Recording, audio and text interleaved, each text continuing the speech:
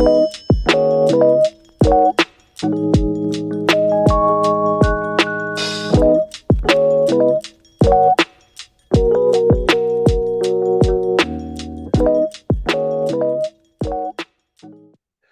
back to the newest episode of my show From Idea to Impact, the show that explores the journeys of entrepreneurs turning their ideas into real-world change. This week, we're back with another special episode. This week's guest is near and dear to my heart. It's Khalid Williams, and let me tell you a little about how I know this brother. Most people, when they speak about people that they know them maybe a year. In social media time, a year is more than enough time. Some people, if they're lucky enough, they're great to have genuine friends for 5 years, maybe 10. This brother right here, I've known over 30 years. That shows our age a little bit. You know, we got the gray hair in there a little bit, but genuinely, this guy has been by my side for 30 plus years. I know that anytime I call on him, he's there, and vice versa, I'm there for him. I've seen the ups and downs. I've seen him build the brand. I've seen him do different ventures. He's seen me. We go way back to elementary school. We got stories for days, but we won't bore you with them today. But if you want to see the pre-roll, it's there. But anyway, this gentleman, again, I'm glad to have this gentleman here tonight. He's a very busy man. He'll talk about his business, his empire that he's building. And it's a pleasure to have you tonight, Khalid Williams. So Khalid, please tell everybody about you, your brand, and what you're building with your empire. Q, number one, I just want to thank you.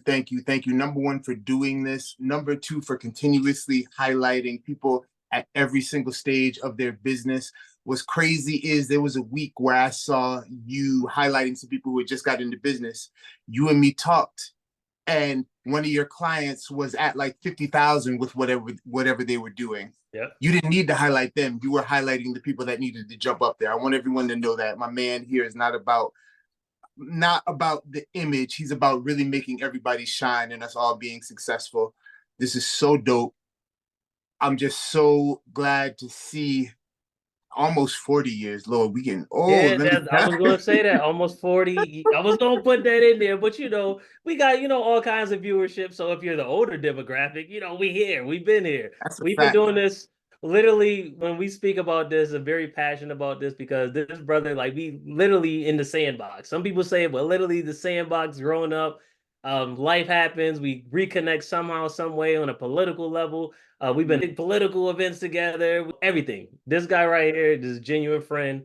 So again, tell us about the business, tell us about the brand. I'm sorry, I get passionate about the people because everybody that I bring on here are my special friends. I don't just have anybody on the show. That's what makes this show unique. And I love what everybody's doing, especially I love what you're doing with your brand. And I want to show the world how you plan to make an impact in the future about what you're doing. So I'm with it. Let me get out of the way. Go ahead, go for it. It's all you.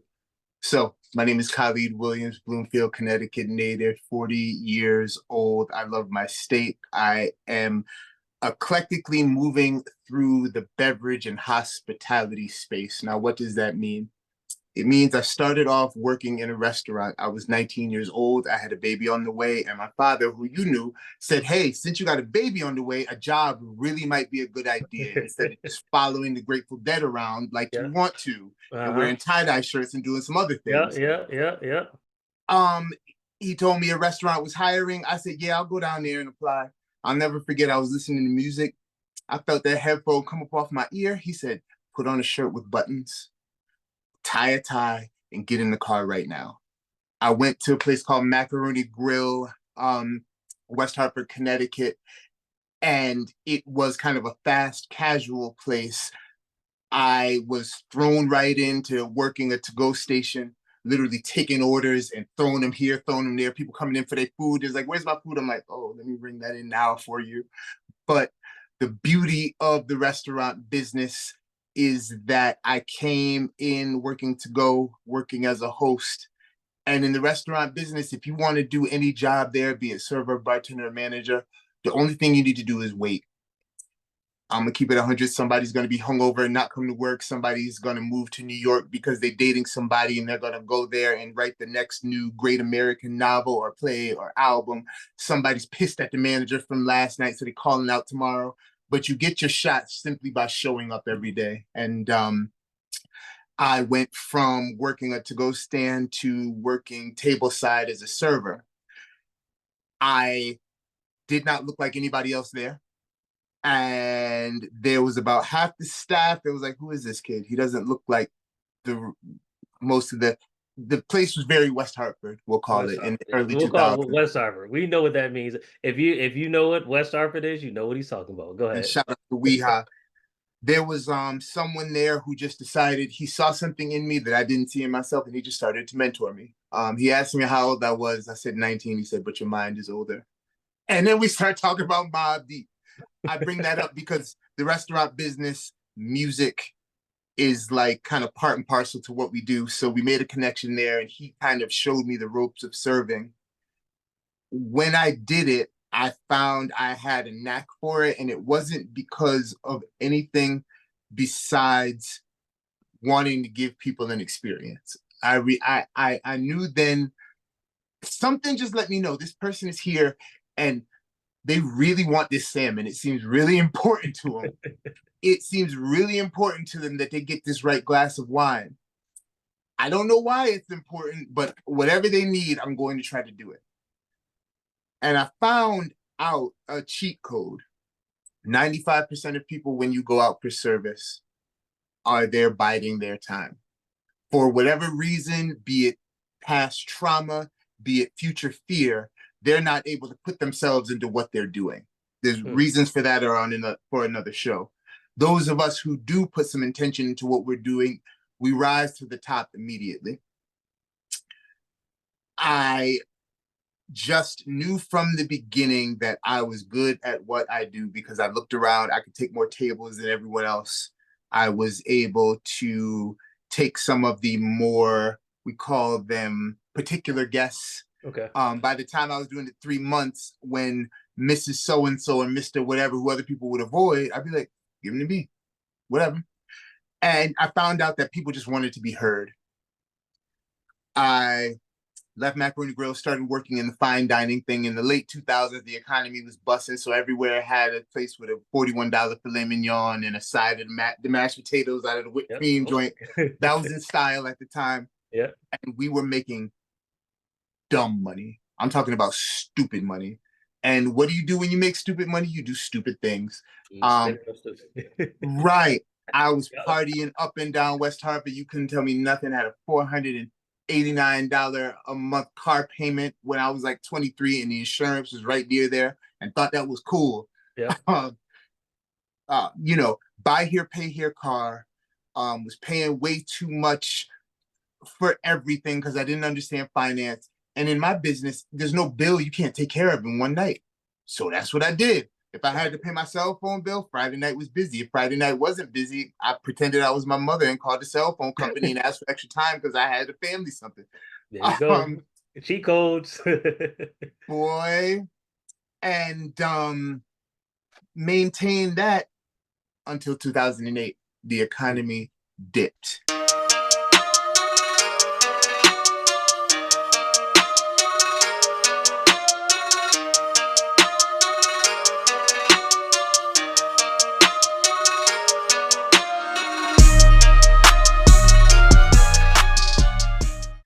And I was going out drinking, partying hard. I lost 4 jobs in a week, partly because of my own just thinking the well was going to be there, partly because of just things contracting and shrinking. And I'll never forget, I was waiting on a table before I lost my jobs, and it was 2 financial guys there. It was this gentleman from Spain, and he almost sounded like the dude from the Dos Equis commercial, most interesting man in the world. Yeah. I swear to God, he looked at his boy, he said, the best of us will survive. I didn't know what that meant then, and I had a lot of nonsense in between. But I ended up losing those jobs, was out of the industry for about 6 months until a member of my family called and said they had an opportunity at a wine bar in West Hartford. And I was not doing well at the time, so I took the bus to the interview, took the one suit I had. They asked me, what do you know about wine? I told them what I knew. And it was a unique concept where the wine machines were, you put a card in the machine, it pours the wine, it kept it fresh for 6 to 8 weeks. Crazy dope technology. Okay. So I got to taste pretty much 68 wines that I would never be in the same room with every single day for about 3 years. So I really got to know wine. What I got to know was how to relate wine to people. I learned a lot of facts about wine, but then I would be at tables and I'd be telling them all these facts and their eyes would glaze over. Yeah. And what I started knowing there, I was like, yo, if I'm talking to a table and I know something and they don't, it's my fault, not theirs. I either need to talk about what they're into or see if they want to come into my world. But at the time, the kind of beverage and restaurant business, very snobbish, very exclusionary, very, if you have to ask, you'll never know. And those snobby exclusionary places are all closed. Every last one of them. I could give you a list from Avon down to New Haven. The places that had $50,000 of adornment in the restaurant and all had the same menu, but just kind of had an opinion of themselves, gone. Mm. What started being prioritized, I have to give it up to the Max Group, Max Burger. They opened it in 2011. Everybody said they were dumb, but you could go in there, get a burger for $14 to $17. They had good craft beer, good bourbon, decent wine. And through that concept, I saw, okay, we don't have to have on a suit and tie. We don't have to be putting on airs and acting bougie for us to have a dope time. Mm. After my work at the wine bar, I was down in Middletown working on the water. That was a whole different world. I mean, just people coming up on the boats to get their Wow. drinks and stuff. I learned volume there. Okay. In an hour, I just waited on 27 people. Each one of them spent between $12 and $32. That means if I get my section like this is how much money is going to be made. I just started looking at the numbers. I was an idiot in every other way, but I started looking at the numbers and just, this is what a restaurant can bring to bear. Got into the craft beer world, and the craft beer world did a lot for me because it was craft beers and the number one attainable luxury. The most expensive beer that you can get is maybe $12, $14, and it may be legendary and something that people come from all over the world to get. I was blessed. While there was a time people used to wait in line for craft beer, that's not happening as much anymore because there's so much good stuff. It's a good thing people aren't waiting in line no more. Okay. But I was lucky enough to get some of those rare beers because people in the industry just saw something in me. People don't know the beer game. If you get a rare beer, you will ring $2,000 in sales before 1 o'clock. These business dudes just flood the place just to try it because they know they won't be there later. After that, I started working with the Max Group. Then I learned how to take crazy numbers of inventory when there was $60,000 worth of inventory, and if you were missing more than 4 ounces of it in a week, you had to answer to somebody. Oh. There was a system for putting new things in the computer. You didn't just buy a new bottle of something. You cleared it with someone, it got put in the system, and it was annoying. And you know what else it was? The reason we made money, because they knew how much of Captain Morgan was sold 2 years ago on Memorial Day, if it was raining or not. Okay. Wow. You go in before a holiday, you look into the computers, they'll be like, last year, Memorial Day, it was dead for 2 hours, and then we did Saturday sales all night. Okay, boom, they put on an extra person. Just kind of how to get the data out of the industry and how to make it work for you. What brought me to where I am is I was working for a restaurant. We won a lot of awards. To the day they closed, my marketing was on their materials. I did events for them, all kinds of stuff. I made $11 an hour. To really add to their business, I started looking. One of the cocktails that I made for that place made that place $98,000. That was not there before. One cocktail that I made 98,000. 98,000, and I probably got paid $17 to do it. But that's the deal I was taking. Yeah, you yeah. know what I'm saying? You take the best deal you can make. The shutdown produced by that event and the change in the restaurant environment really was great for me because I got to once again see the operation from top to bottom, and I got to really see people who were thankful once we started opening up to have the place to go. When we opened up, 75% of our business wasn't there, and we just had to figure it out. Um, I had started bartending a couple of years before that because there was a cocktail revolution around 2012, and bartenders started having higher opinions of themselves and learning all kinds of esoteric products and drinks. And a lot of bartenders, you ask them to wait a table, they look at you like you were short. Like, wait on a table? I don't do that. Wow. But I bet you did if you wanted to work during the pandemic. When we was in that whole panini, if you wanted to earn some money, you had to be willing to take a to-go order, to wait a table, to do what's called expediting, get the food out of the kitchen. And it just a lot of talented people started mixing. Front of the house, which is the waiters and the bartenders, back of the house, which is chefs and cooks, don't mix as much as they should, pretty much because our heads are down trying to do our jobs. The pandemic, we really got to get into each other's worlds. I started learning about flavor from chefs. They started learning about kind of how to curate a menu for me and how to communicate it to the guests. The Big E was coming up, and some friends of mine, we were sad the Big E wasn't going to happen. So we got together and decided to put together a company where we did pop-ups and parties in restaurants while they were closed, either off hours or while they were or restaurants that weren't in business. We were able to go lean and just buy product and execute events. And there was a real estate angle there. The people who owned properties that were just sitting, our events kind of brought life into those properties and got some eyes on them. That's smart. We did it was dope. We did an event called the Big West E in the West End, right next to Monte Alban. I'm not sure if the restaurant is there anymore, but there used to be Abyssinian Ethiopian restaurant and a Mexican joint right next to Zane. We did our event there, and we did 2 days, had a carnival, had a beer tasting, and had a 6-course cocktail and food pairing. I learned after that you shouldn't give people 6 cocktails in one sitting. But I learned how to really, always before that, there was a restaurant behind me.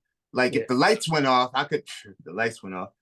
This, whether it succeeded or failed, was on all of us. And the camaraderie that built was invaluable. And also just basically showing what it is to execute an event, not to talk about making it happen, not to play a part in making it happen, but really know, if we don't, from the permits to the garnishes on the drinks, if we don't do this right, it doesn't happen. Yeah. The job that I was working for and not getting paid enough, there came a day where my partner looked at me. She was like, "Do you want to go back in there?" I was like, "No, I don't." I almost had a nervous breakdown over a text message I got this morning over where somebody put a keg. I don't think I want to go back in there. Oh. She said, "You ready to get down a little differently? Like not try to pay a bill in one night?" Yeah. And I sat home, started researching kind of the digital landscape of where cocktails are, looking at what bartenders are doing around the country, and looking how to be able to do what I do without the restaurant in between. The biggest part of that was marketing. One thing I can tell everybody, almost every sector, there's a knowledge gap in marketing. If you're an enthusiast about, it could be shoes, it can be music, it can be art. The people who make the decisions versus the people that love it are never the same people. Never. That's kind of where we as entrepreneurs find our secret sauce. If I know every release of Jordans before the internet and the commercials that went with them, right? And it's 2005, 2006. Well, and these quick strikes are happening. That's how these kind of shoe platforms like GOAT and such came up. With alcohol, 2020, 2021, drinking surged because that's what people were doing. At that time, yep. I found that the people who got paid 7 figures to make decisions did not know much about why people made their drinking decisions. 2 products in the alcohol world changed the way people did everything: Tito's and Fireball, because those were $2 billion products. And for a year, reps were coming in with a knockoff cinnamon whiskey or a knockoff Texas gluten-free vodka. I was like, I saw nine figures be spent trying to chase something that they couldn't explain why it happened in the first place. Hmm. Fireball didn't get popular because it's the perfect cinnamon whiskey. It was at the right place at the right time and it had the right name. Tito's, shout out to Tito's. I don't want no smoke. I want to work with y'all again. I hope you pay me again. Um, every single spirit is gluten free. Remember that. Hmm. Gluten cannot survive heat, but they build themselves as gluten free.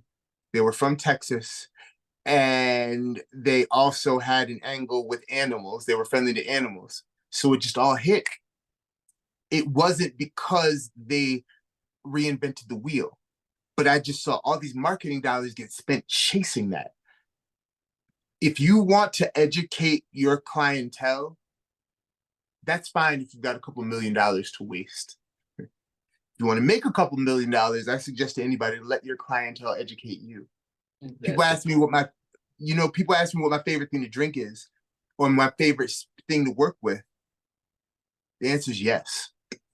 When craft when craft beer was popping, I was on that. When wine was popping, I was on that. And my passion is for people. Whatever there's a critical mass around that people are wanting to chase, we have to pivot and get into that. Bourbon, for the last 5 years, extremely hot. There's a fatigue now because bourbon got hot. Things that used to cost $30 were costing $100, and it was just there's starting to be a little fatigue. What's really hot now? Agave-based spirits, tequila and mezcal. There's a process now going on where people are starting to know that some of the most popular brands are not the best quality brands.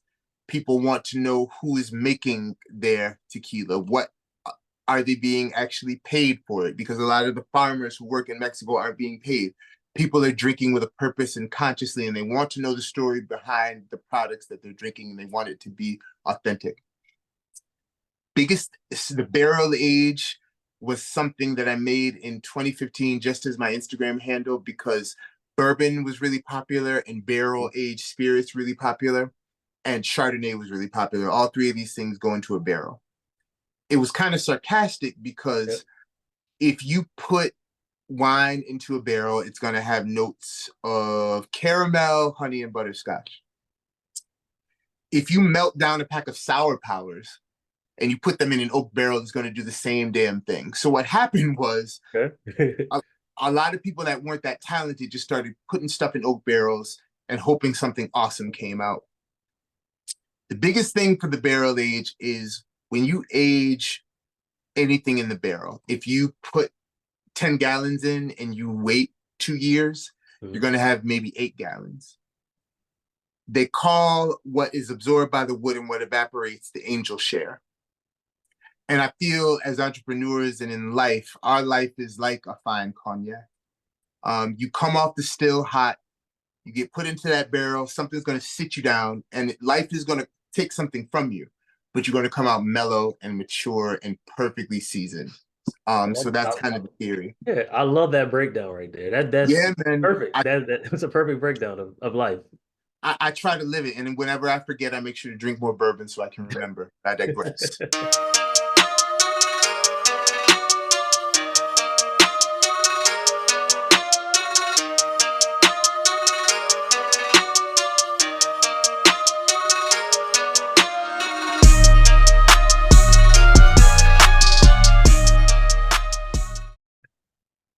I started seeing again when I worked, I would have some of the best rapport with my guests. And instead of apologizing for that, I started leveraging that and curating smaller events, be it a wine tasting, a bourbon tasting, or just working as a craft bartender for somebody's party. I figured out a way with only purchasing 12 bottles where I could give somebody an open bar. You get an open bar from a restaurant, they bring 40 bottles, they don't touch 28 of them ever. I started being able to present to people, I can charge you this, give you the open bar experience, offer 6 cocktails, and almost anything people will ask for, I can make. I have this thing I'm working on called the 3-bottle bar, and it's how you can make 24 cocktails with just 3 bottles. So kind of leveraging classic cocktail recipes, leveraging my knowledge about wine, but centering it on people. Anyone who wants to get into this industry, if you are from where we're from, Bloomfield, Hartford County, whatever, and you maybe are looking to enrich your life, if you go to West Hartford tomorrow, you can get a job in a restaurant. And in 6 months, you can have a prominent position in that restaurant and you can be making some pretty dope money, but it's going to take some knowledge. I would suggest learn about food, learn about wine, learn about spirits, but most of all, learn about people, because the things that I know about the products mean nothing without a true exchange. I started saying to myself at my job, there were years when there's something called getting cut. And that's if you're first cut, you get out first. If you're closing, you're there all night. I would scheme and get first cut every night. But then some lovely lady would come in right at the end of the night and want me to stay. So I go in the back, punch the wall, come back out and smile as my hand is hurting, and smile at the guest, and they would have a good time. But I'd be in the back throwing things because I was there. And one day I said, well, okay, you can throw things like a child, or you can quit. You ain't got to go in there tomorrow, but you need to go in there tomorrow, don't you? So one day I literally just said, yo, I'm here to the bitter end every night because it's going to happen anyway. Something's going to keep me here. That helped me find my purpose. Not trying to just, if I had to put on clean drawers and walk in the building, I might as well stay for the end of the night. And I'm telling you, on the slowest days when everybody else left without making money, I always hit my number.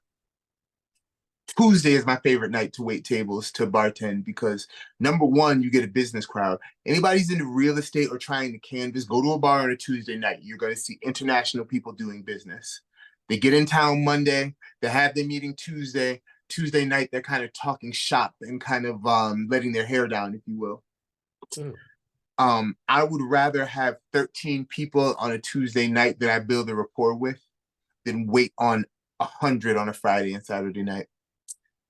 Friday, Saturday, I'm just trying to keep my job and not bring shame upon the house that I work for, because it's just like a hairdresser. You overbook to make your money. You slam too many people in there. It's way too many people, and you're just trying to give everybody an experience that they don't want to walk out over. Tuesday, Wednesday nights when I can really give service, talk to people about products, and really kind of do something transformative. That's when I love to be in a restaurant. So even if you're afraid of large groups of people, you can find a spot 2 days a week that's on the slower side and put $600, $800 in your pocket if you care. That's very strategic. So yeah, very strategic, because most people probably think that, hey, let's go for the big rush, let's go for the big crowd. With your knowledge base, you kind of broke it and know exactly when your target days are, how to get in there, and how to maximize everything. So with your journey of starting everything, what is one or two challenges that you've had? Because you've taken us through the maturation of you from 19. We talked about you being the only one that looks like yourself in this industry. You probably deal with a lot of different things with the customers. What are one or two challenges specifically that pop out in your brain?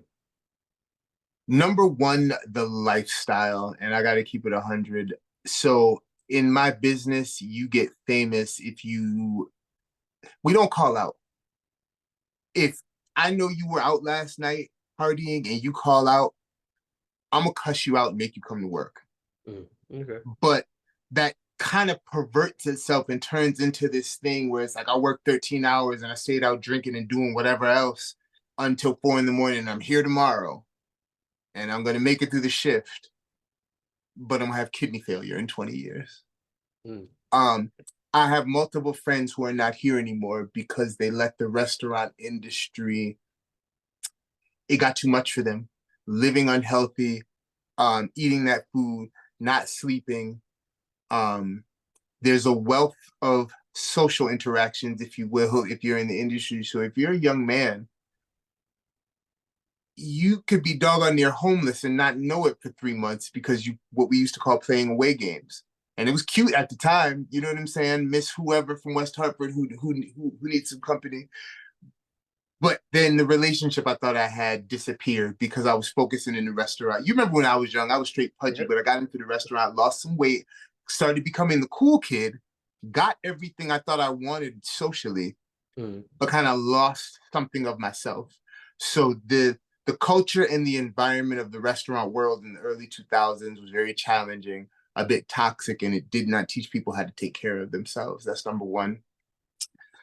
Number two, one of the biggest kind of challenges on the ground now is trying to get our industry to think innovatively and understand the digital piece of the business and kind of just demonstrating what your worth is. There are still people today who, if I told them what my consulting fee is, they see no value in it. And they see no value in it because they know the number they're going to make on Friday night. They don't want to bring in a new product. They don't want to do anything new with their place. And listen, if it ain't broke, don't fix it. But they may be barely chugging along and they're just fine with where they're at because they're afraid to improve. There's a lot of that in our business. So that just this inertia to kind of move forward and be forward thinking, mm, especially I love Connecticut, yeah. but since the 1600s, we've thought if it didn't happen here, it didn't happen anywhere. So kind of challenge to innovation is something difficult in our industry. And what happens is folks go to New York, they study under bartenders there, and they come back here with all this knowledge. Then they go sit with their guests, and their guests aren't interested, so they get discouraged. It took me to learn all the stuff and then see actually what applied to while I was doing my job. When someone meets me, they don't want to know what I know. They want to know if I can listen to them. If I've dealt with 10,000 people, 9,995 of the interactions turned out good. Maybe 3,000 of them started where it didn't seem like it was going to be good, but as soon as the person felt that they were heard and I gave a, you know what, Mm, when they saw that I cared, it changed the interaction. And I'm talking about rich, poor, black, white, whatever. The other five people that are a-holes, I don't have to worry about. My regulars take care of them for me. Um, so lifestyle is a challenge. Kind of trying to innovate has been a challenge. mm, And in the last 3 to 4 years, just basically having to get up, focus, and kind of my value proposition. I've told you all these different things I'm into. Well, that's great, but what do I do? Why does it matter? How am I going to solve a problem? Figuring that out and having the answer be the same every time was a challenge because there's all these different parts of the business that I'm passionate about. But which one is profitable, scalable? Which one do I need to get a license in? Which one can I do without having to get bonded or insured? Those mm, are the questions that we need to be asking. There's a joke in our business. I can, if you get 20 grand for a restaurant, I can make sure you make 10 grand more than you would have without me. Okay. So you get 20 grand, you give me 10, and I tell you not to open a restaurant. I just made you 10 grand in the business. That's kind of the old adage of the business. Listen, Um, that's hilarious. That's like your consulting. So even those that are looking for a consultant in your field, um, it's crazy because me being a consultant myself is like you mentioned before, like when you mention our prices and people don't see the value of certain things. But with your consultant, you're actually the 2021 Crazies Bartender of the Year award winner. So you would think they would find the value in it. So and with with winning that award, how's that impacted going forward? Because I know through your journey, you started where you became bartender of the year. So how's that impact the business going forward for you? now I like to be humble. This right here, I talk my stuff about. I won bartender of the year in the year that I bartended the least for anybody else. And I'm the first person to have my company written on the trophy and not somebody else's. It was a hard year, but I had to let ribs touch for a minute and change my lifestyle Hmm. to start only accepting what I was worth. Um, Not everyone gets this. I know you will. When I won that award, literally that night, I was at Foxwoods with my lady. I said, you know, this is grind time, right? Like this ain't about to be cute. I got 364 more days to let this play behind me to reach out to these national, international brands. Exactly. And just the grind started, and just I really just tried to start laying the foundations of being a subject matter expert. My life partner is my business partner. She is in the field of psychology. She's seen the trajectories of thousands of people have ideas and what happened with them. Mm-hmm. So she is able to, she's a smell test goddess. You give her a situation and she's going to be like, well, what about this? What about that? Did you confront this? Did you confront that? And if you can't answer the questions, you might as well not even do whatever the thing is. The winning of that award really kind of let me get into the marketing boardroom side of this business, because I was able to communicate with those people. I spent a lot of time kind of working in the distributor side of this business unofficially. Mm-hmm. So I was able to kind of talk the marketing talk, but have the direct to customer thing that they're looking for. The alcohol companies, if you don't bartend directly, they're not going to give you anything. The alcohol companies, if you do bartend, they're sometimes not going to hire you. So it's a weird kind of fine line. Every time I go like this, and this is a Connecticut brand, Fruitful, drink Fruitful. They are in East Hartford. They're dope. Okay. To me, just like they're trying to figure out how much a stream is worth, every time I go like this, there's a dollar amount associated, in my opinion. If I'm at a bar and there's 80 people there, each one of them spending $40, and each one of them is drinking what I tell, when somebody sees me pick something up, if there's 80 people there, 5 of them, 10 of them are going to ask me what it is. 5 of them are going to get another drink with it. 3 of them are going to go buy that product themselves. Working 5 days a week, shifts here and there, like basically, I started asking for some of that money back from these companies. And what I started doing was I would pick a company, I would pretend I worked for them, I would make some content like I did work for them, and then I'd ask them to pay me. And if they would, great. If not, I made the content and keep it pushing. I have a distinction. I've never been paid to tell somebody something tastes good. And I have never, ever, ever suggested a product that I don't use myself. That reputation part became the most important part. And the award gave people the superficial reason they needed to listen to me, quite frankly. It's an honor. I mean, now that solidify all your hard work over the years. So, congrats, man. I'm very proud of you. Thank you. It Very, means a very, lot. very proud of you. Shout out Very to the Connecticut Restaurant Association. They have done a lot. Number one, to make the awards reflect what's really going on in the restaurant world. Last year, Restaurant of the Year, 29 Marco down in Bridgeport. You ever heard of Dame Drops? Yep. So you can hear when I got called up, somebody say, "Somebody black won." Shout out to Dame Drops. I mean, he's one of those people who I creep in his DMs like I'm a thirsty video vixen. And when I need encouragement, he's willing to give it to me. He drops game about the business. And being a person of color to get that award and to operate in our business, our secret sauce is what runs American culture. Sorry. Now, you know me. You gave me my first Led Zeppelin CD. You know how I give it up. Yep. I am very eclectic, but I know where everything started. If you listen to a note of music, if you've ever done a dance, and if you have ever gone to something nightlife related, Black culture you have to thank. My aunt my aunt Josephine, who lived on Boothbay Street. Yep, I remember. She traveled around the world after her husband passed. She gave me my secret sauce. A little Black girl from Alabama who came up here when she was 16 is who taught me more than anybody ever did down in Greenwich. This is facts. The Red Hat ladies who, you know who they are? I know exactly what you're talking about. Yep. They made me, I'm a Red Hatter. They literally, they jumped me in. working their parties and dealing with basically our eternal aunties. You know, the Mhm. woman who, if you have a bad day, is gonna say, "That's okay, baby," and make it better. Rub you in the back, make you feel Right. good. Yeah. Uh-huh. They taught me serious service and hospitality.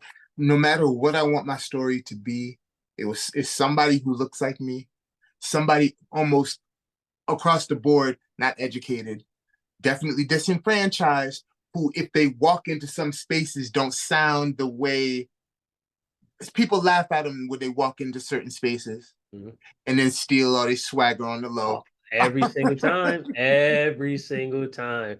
Secretly, they were in their notebook writing it down. Okay, he's gonna Yeah. do this and this, and then they put it away and tuck it. Oh, this is horrible. The so many of the originating bartenders were men of color, and some of their recipes are being revived now. And there was a long time when we couldn't serve people who looked like us. And I know some folks who are from down south who bartend. It was very hard for one of my mentors to explain to her family from Louisiana why she was going to work behind a bar. Mm, They had felt they had worked their way out of that. You know what I'm saying? But she was finding a new way to give service and a way to kind of curate her own brand behind the bar. While being a bartender, you are selling whatever is there for the restaurant, but you also are selling your personal style, your personal recipes, your panache. You are selling your knowledge of movies, of music, of sports. Your general personality is something that becomes a healthy commodity that people want to consume. One more quick story about kind of just service quality and how good I am at making drinks. The okay. bartender made an old fashioned, served it to the guest. I was in the bar on some other business. The guest calls me over. He was like, "English guy, they made me a drink. This is rubbish. It's shite. This is garbage. Please go make me your version." I called the server over. I called the bartender over. They're thinking I'm about to, like, read them the riot act. Yeah. I said, "Watch this." I picked up that same drink. I walked it back out to him. I said, "I got you. This is from me." Mhm. He sucked that thing down so crazy and loved it. The And same the drink? the same Wow. beverage. Because the person that came up first was like, old fashioned with no confidence. I gave it to him with my reputation, my confidence, and him knowing that I cared about his experience, and it changed the taste of what he had. It's so much about taking care of what the guests need, how you make them feel. In all surveys for the last 10 years, taste of food Mm. is like second or third. People want to be treated well. And there's kind of an opportunity for everybody to do that. And once you figure out how to take that out of the restaurant and do it yourself, Mhm. and I say this just for anybody who is in some field where they're working too much. The parties, it used to be I would work a shift. I go in at 3, I'd leave at 3:15, 3:45 in the morning. Mm. I've been able to 5x my net, and I go into a party at 2 and I'm done by 8, simply by asking for what I believe I'm worth. That's it. That's a bar right there. So with your events, because you figure out how to curate the perfect events, curate the perfect drink, what are some strategies that you use when you're creating your event that makes it special or unique in the Sure. industry? The first thing I do, if you're telling me you're having a party, I want to know who's the guest of honor, what's their favorite band, what's their favorite movie, what do they pursue, where they go to school. I try to take the pop culture references from all that and build a menu around that. Mm. That's number one. Number two, I have you start small with the events and you go lean. The smallest thing that you can do, literally, I've gone to Rockwell with lemonades before and just set up a table and sold them. Yeah. And then that gave me enough to get the capital to do an event that was one step bigger. There is no barrier to entry except you start small and just whatever event you can execute. Right now, I can execute up to about 100 folks. 5,000 would be lovely. Mm-hmm. But when I get to 5,000, I'm not going to be serving them anymore. You see what I'm saying? There's an opportunity while you're small to really, really put your stamp and make your mark. And a huge thing, get that LLC. You got a members only thing. There's a few of those NAIC codes that let you deal with spirits. I'll get.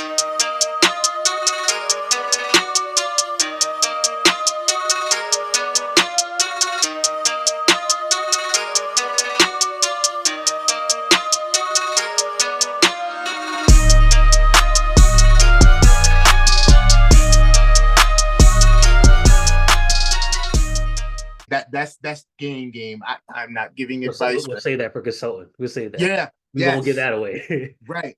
Yep, we won't give that away. That's for the other show. They gotta watch the other show. They gotta watch the other show to get that.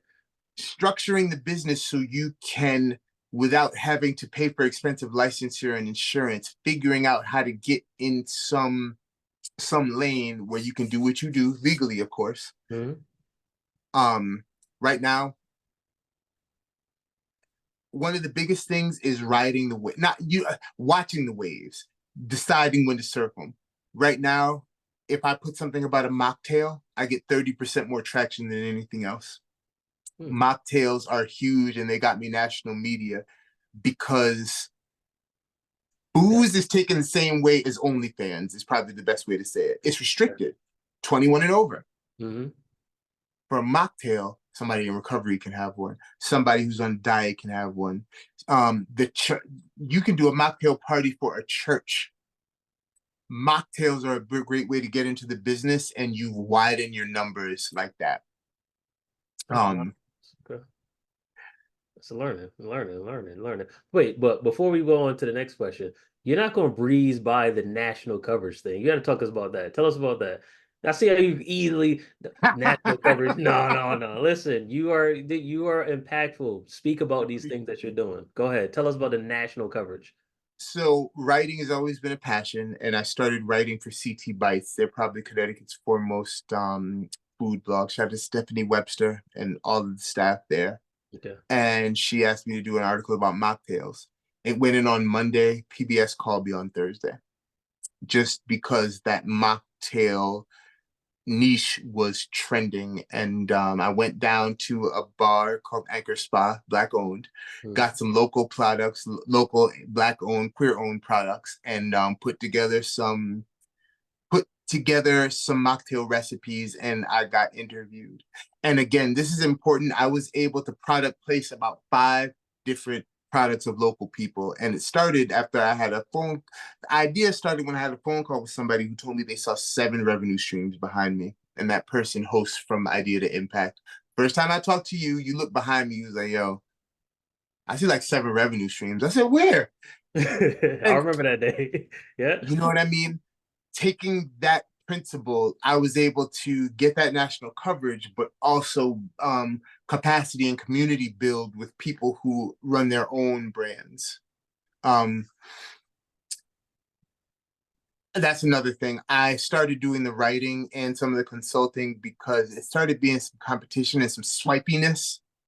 I said, listen, I'm gonna make it so if you bartend in Connecticut, you got to talk to me. If you got a booze, if you have a brand, if you got a restaurant, and if you bartend, it is of your best interest to pursue me one way or the other. You can compete with me if you want. I hope we do both. The competition is lovely.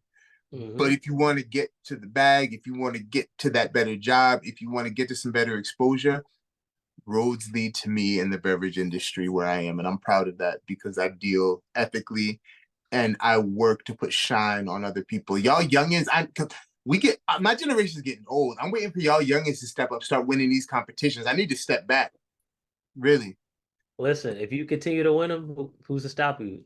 Let them stop you. I mean, keep going. Let them stop you. That's right. One day they'll see somebody will step up and see the work. I mean, like you said, you're a pioneer as far as what you're doing, award winner, bartender, mocktail aficionado, national coverage, crazy awards winner. How do you manage all your time? Because you said you have your partner at home and what's a tip or something to manage the time? Because you just told me that originally you started in the bar, and you would get in at 3, you would leave at Mhm. 3:50 in the morning. You figure out to maximize your potential and then still go from 2 to 10. So what other strategies are you using to manage your time? Because you're a busy guy.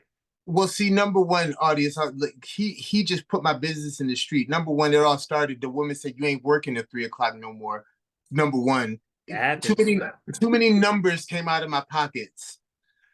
And every girl likes you when you're serving them alcohol, so don't get it twisted. But just the quality of life, the way to manage time, honestly, by managing myself and literally just putting on the brakes. By getting a call for that party, I vowed to take a certain amount of time off. I got a call to do a party this Saturday, and I just had to say no. By watching what I'm spending so I don't have to work those extra hours to pay for some nonsense. That was a huge thing. And when you can charge what you're worth, you put less hours into doing the thing that you do that is worthwhile. Um, if you sell things, you are probably underpriced. And if you're not underpriced, you maybe are under delivering value. Don't look at lowering your prices. Look at how you propose and how you deliver. A big thing with managing time has been using certain Asana and Calendly, telling people, listen, if you tell me XYZ, I'm going to forget. Instead of, I learned this from a 26-year-old millionaire, self-improvement and income do not always go together. Nope. People they get into a job and they say, you're really good at customer facing, but your admin is bad. A job will put you into admin and kind of keep pushing you down because you're not good at that. When you Mm-hmm. get into this world, I'm never looking at admin again. I'm going to hire someone else to do that. I'm going in on my orbit of expertise. Lean in on what you do best and only do that. Let ribs touch for a while, and eventually things will balance out to where there's a book called The 4 Hour Work Week. I haven't gotten down to 4 hours. I was just about to pull that book off my shelf right now. That teaches you Yeah. efficient time management. It's one of my favorites right there. That 1 day a week for emails. Yep, that's it. I'm in some organizations, and these people will get at you. I'm talking about volunteer organizations, and they will Mm-hmm. get at you daily if you let them. Once I said I'm available from this time to this time for this work, everyone's happy. Nobody's saying, "Where's Khalid? Why didn't he respond?" And people prioritize their communications with you. When you're available all the time, people hit you up for nonsense because they're bored. Mm-hmm. And they know your answer. Mhm. They know your When they answer, email, read a text message, respond back. So And it almost efficiency. builds resentment. Yeah. Accessibility builds resentment. It's very Yeah. strange. Listen, because at the end of the day, you'll get stressed out over trying to meet the needs of others and you easily neglect your own personal needs. So now you're back to the 3 p.m. to 3 a.m. shift while the other person that needed you or claimed they needed you is John, actually home sleep. They sleep. They don't sleep. They don't care. You're up there working because you have a standard that you created with yourself, just like what you're doing. Um, listen, this you ran through like I didn't even have to ask questions. So I'm gonna keep going. I got chat two too more much. questions for you. Two All more right. questions. No, we're good. I got two. Perfect. I mean, you nailed all the points. So long-term goals. What's the long-term goal? What's your goal to make an impact with the barrel age? You took us to the maturation process of the business, of you, of where you've gone. We want to know where you're going. What's your plans to make an impact in the community? Because on this show, from idea to impact, you gave us the idea, you told us the journey. So now going forward, what's your plan to make the impact? So, number one, one of the biggest things that's been most important to me is a mentorship program. There are about 7 people who worked behind my bar with me who now could run circles around me. So it started kind of like when I was an employee, just mentorship, getting people in the business, Mhm. cultivating them, training. I train bartenders for free all the time. I have a studio at my house where young bartenders can come. If you have a competition, you can come here. The product that they're going to try to make you buy, they're giving me 3 of them for free. Come here, make your drink, get some advice. Also, because I'm in the alcohol world, people like alcohol. When people drink alcohol, they like to make donations. One of the most important things I do is called Doll's House Foundations, and it's named for Josephine Johnson, my aunt. And I'm the social media and marketing director, and I'm able to bring my skills as a bartender and the companies that want something from me. You want me to appear for this? I'm gonna need you to support this right here, and I need those gift cards for this event. My volunteer work is right below my paid work in the time I spend, because our organization is just about celebrating love through giving. We give out grants every year. We have 2 requirements. You state your need and you pay it forward. Talk about why you need this and what you're going to do with it, and help somebody behind you. Food insecurity and food deserts are our focus this year. Okay. There are pockets in the city of Hartford where there's a place to get something to eat everywhere, but there's very little food. If you want produce, if you want what you get from a grocery store, you're going to pay 2x, 3x, 4x. The people with the lowest incomes are paying the most, and that's true all across the board. That's a show in and of itself. I just did an interview and partnered with a place called The Grocery on Broad, and it's a sliding scale grocery store on Broad Street in Hartford. You fill out an application based on your income, you get a discount all up to 50%. Oh, good. But everybody uses the same card. Trying to find egalitarian ways to help people, trying to find ways to give people my favorite thing to do is to do a mocktail service for a church. Bringing what I bring to my highest ticket guests, being able to bring that to somebody who maybe wouldn't have access to that otherwise, there is no better feeling. And there have been a few times at some of my volunteer events, I find that single mother or that young brother who doesn't know which way to go, and I'm able to get them into a restaurant job. And it's been a few people who are kind of writing their own ticket off of that. Doll's House Foundation, #1. I'm also on the Wittenberry Historical Society. Basically, I feel like I've run the war because I'm going to be able to contribute to how history is written in Bloomfield.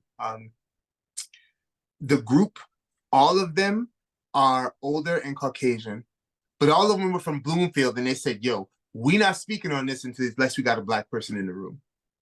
That's what we grew up with. People who didn't look like us at all, but kept it funky. Yeah. And to the point where they will literally call culture card on me. Khalid, I know you're going to do this because you know your people. I said, what? But they'd be right. Contributing to how the history of Bloomfield is written, because it's a town. Ice-T once said, where's the Black community? There isn't one, there's a poor community. Bloomfield is a Black community. Windsor's a Black community. Where East Hartford's a community where people who look like me and you choose to live there. Integrated communities, there aren't that many of them. They're usually 95% X, 5% Y. Bloomfield has hovered around 60-40 one way or the other. And I think that's just a testament to the dope kind of diversity we've grown up around. Yeah. Getting the oral histories of people that are from Bloomfield.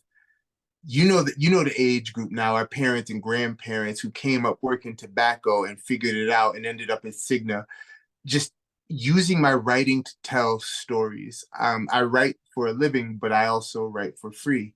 There's the first Black beer garden just debuted down in New Haven. My editor didn't have a budget for that. I don't care. I put out an article for them. During COVID, so from 2016 to 2020, I knew what I wanted to do, but it wasn't organized. So when people asked me to do something consulting wise, I did it for free because I wasn't set up. Let me tell you something. The day COVID hit, almost in order, everyone who I'd done something for free for was there to help me. And that was the universe just kind of feeding back what I put into this business. Literally, wherever you are in your entrepreneurial journey, there's some way you can serve. When I thought I didn't have enough, I was right. When I thought with abundance, I was correct.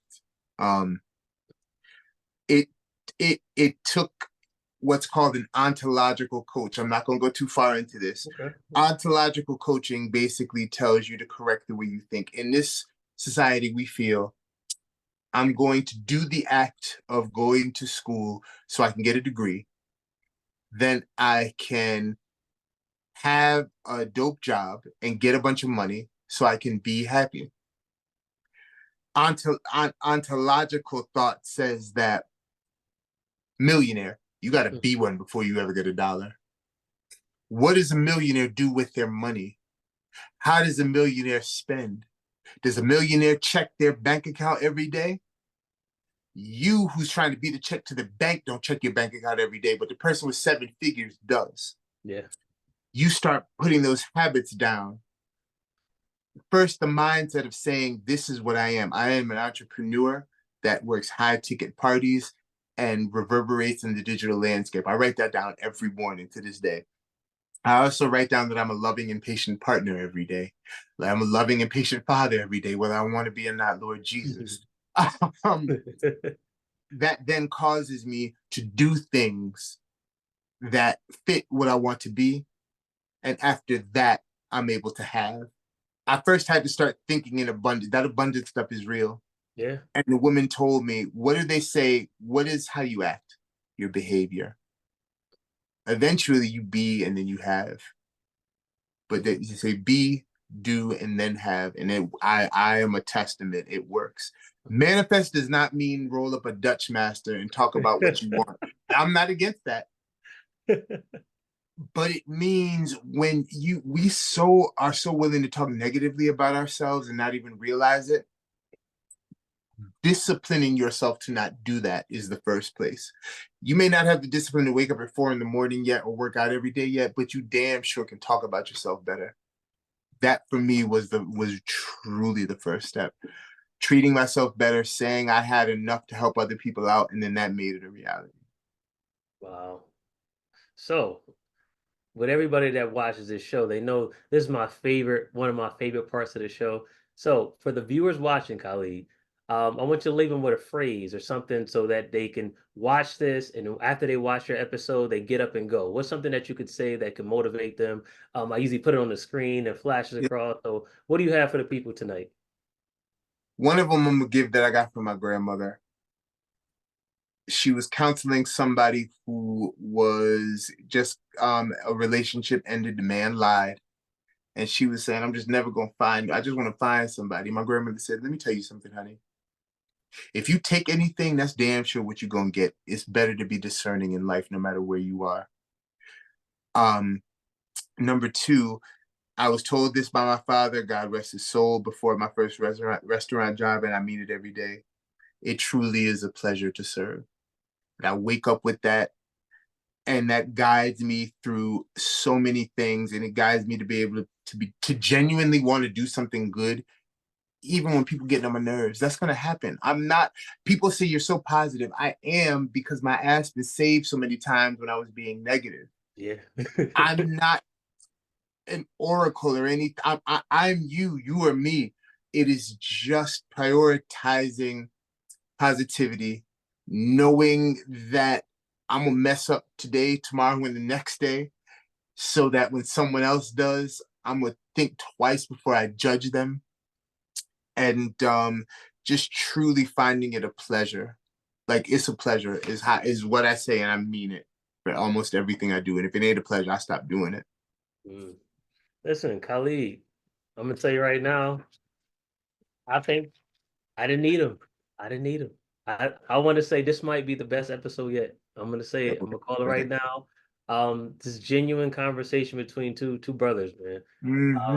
I want to say I love everything that you're doing. I encourage you to keep going forward, continue to be great, continue to get all these awards. Thank you. And it's Like Educator of the Year, let's go. listen, we'll talk about that later. All that. We'll talk about that another time. But before we wrap up, please tell everybody where they can find you at for your consulting services, the barrel age. Sorry, where can they find you? How can they get in contact with you? Because they're watching this now, they know I want my high ticket item. I want my quality to match. I want it from you, as you said. You are the guy. So tell them, where can they find you? Right now, the best way to find me is on Instagram, Facebook, TikTok, and I'm at the Barrel Age on all platforms. My email is cocktails@drinkthebarrelage.com. And if you really want to get my attention, go to dollsHouseFoundation.com, follow at Dolls House Foundation. You watch this show, follow Dolls House Foundation. I will do a free virtual bartending class for you. That's what's up. So There we go. There we go. And those will pop right up on there. So you saw follow it. nothing but web. And I'm Listen, gonna make sure to tell people about this show and keep this going, man. Seriously. listen, I appreciate you. Before we wrap, any last words you would like to say? Again, this might be the best episode, man. I think you did it. Appreciate Idea it. from impact. You truly gave us the journey of turning your idea to impact to food desert, everything. Like I'm just blown away because I know you, I know what you do, but until you actually sit down and break down all the facets and the inner workings of your brain and how it works and how everything's interconnected, just amazing, man. Amazing. So any last words before we wrap? I just want to tell anyone out there, whatever season you're in, things right now, if it's one thing for sure, things are complicated and things are uncertain. The one thing that can never be taken from you is your personal inspiration and how you treat people when nobody else is looking. You get that right, you straighten that up, whether it doesn't have to be religion based or classically moral based, but if you can be about doing what you say and changing what you say, if you can't do it, you will find yourself in a better space. Don't lead from shame. So many of us do that, especially men of color. You know, we lead from shame. The money in our pocket is the thing that we're judged by. If you can just get your soul right and know that the last person you saw that's doing better than you were actually happy for them and didn't say why they got that, I promise you're going to get what you're looking for. Perfect.